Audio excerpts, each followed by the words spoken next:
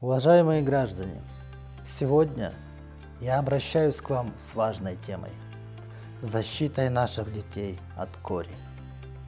Это опасное заболевание, которое может привести к серьезным осложнениям и даже к смерти. Но у нас есть эффективное средство защиты – это вакцинация. Она безопасна и доказала свою эффективность во всем мире.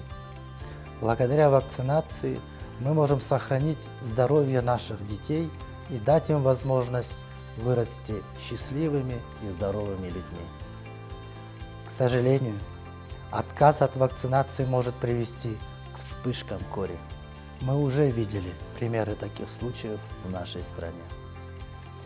Я призываю всех родителей: защитите своих детей. Обратитесь в ближайший центр семейной медицины и сделайте прививку от кори.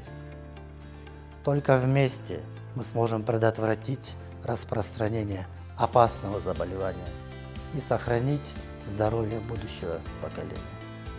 Будьте здоровы, берегите себя и своих близких.